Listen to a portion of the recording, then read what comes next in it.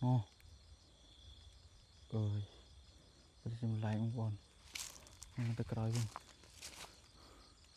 ơi, ta nhung rồi tôi, ôi, ngon rồi, nhung tôi chưa,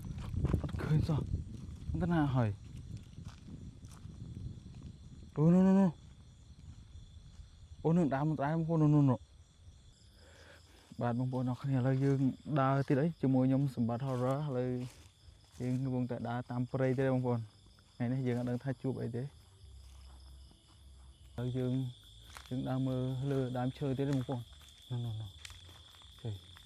cái bạ này, đau, đau, không có đau, sung bạ, bạt,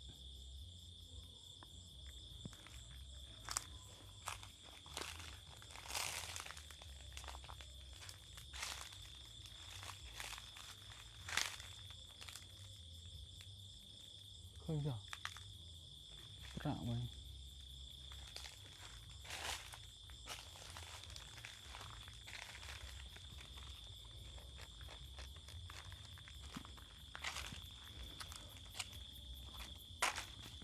này,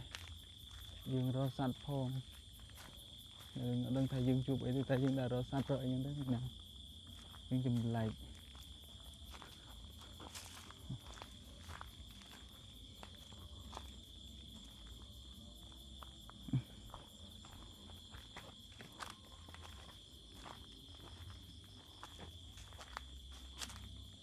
Có một lần lọc ấy đến nó không ổn,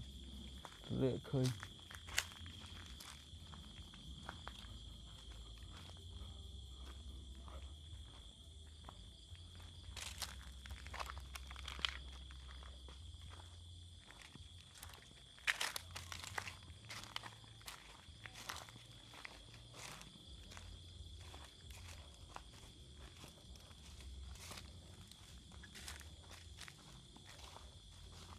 Tê,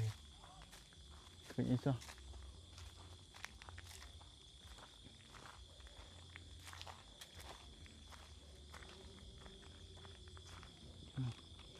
Kìa, rồi nó bị đây lên này.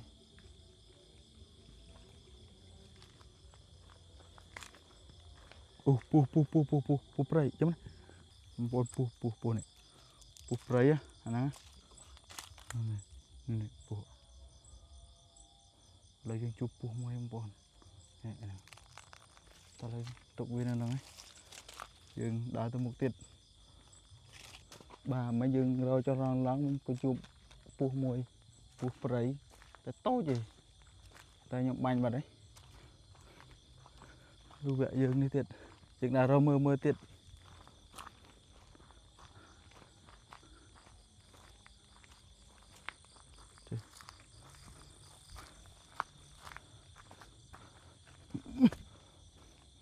Đằng bên này rồi có đau rồi pu không buồn tại nhưng ngày nào vì trong bắt đầu là một buồn nó này nhá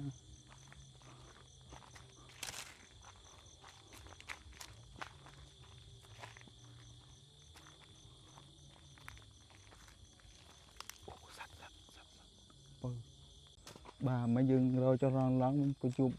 pu môi pu pray tại tốt gì tại nhộng bánh vào đấy lưu vẹ dương đi tiệt chừng nào rồi mưa tiệt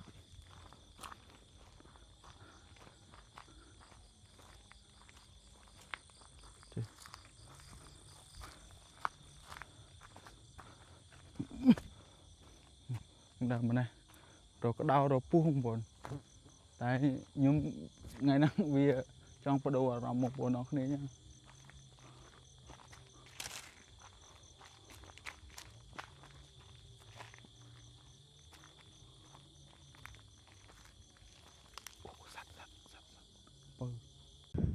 bạn này đó này lấy nhộng đai cho lăng này mà đói cho lăng ngay này này ô mới giật cả bật lật cho ra tên dương rật đầy dương rật đầy độ trường mặt mà qua bật lật tay tụ cái phụt mà tay bảo bạn tay đồng này tất cả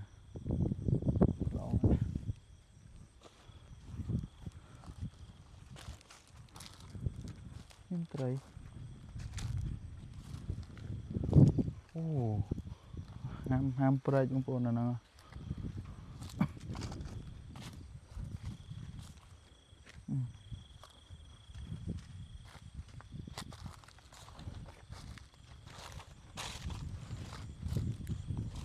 ហាមប្រែក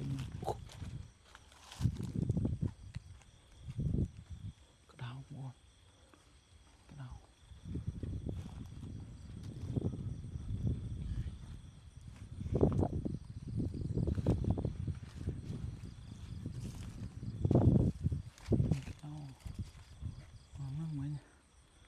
ក្តៅបាត់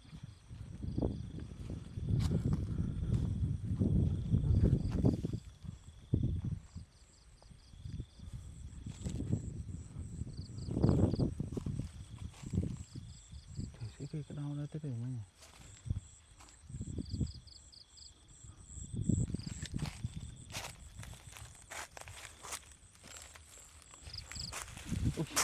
អូល្អ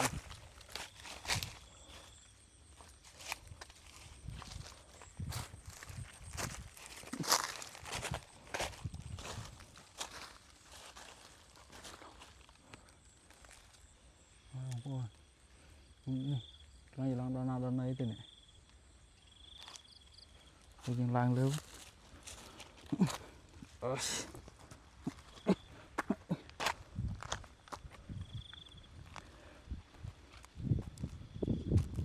ូព្រៃសុទ្ធហ្នឹងហ្នឹងនេះទៅព្រៃមកអត់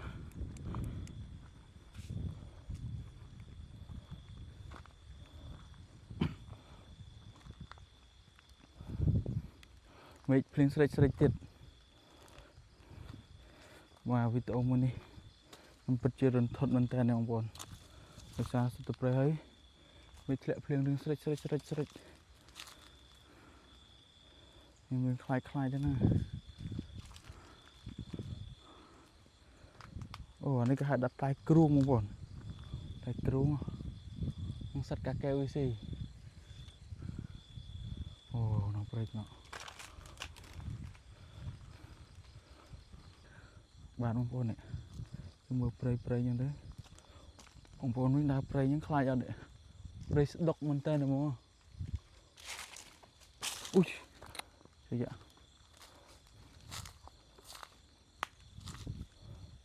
អ្នកមើលឡើងទៅបងប្អូននៅឃើញភ្លើងឯណានោះភ្លើងនោះមើលឃើញអូបងប្អូនហើយ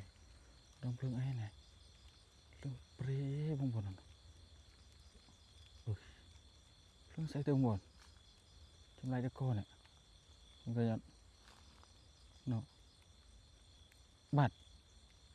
អូយធ្វើម៉េចទៅបងប្អូនហើយមានភ្លើងស្រេចទៀតនោះនំបងប្អូននោះអើយប្រចាំឡាយបងប្អូននឹងទៅក្រោយវិញហើយតោះខ្ញុំរត់ទៅអូយបងមកទៅអត់ឃើញសោះទៅណាហើយអូនោះអូនឹងដើមបងប្អូននោះអូប៉ុណ្ណឹងសិនណាបងប្អូនអើយ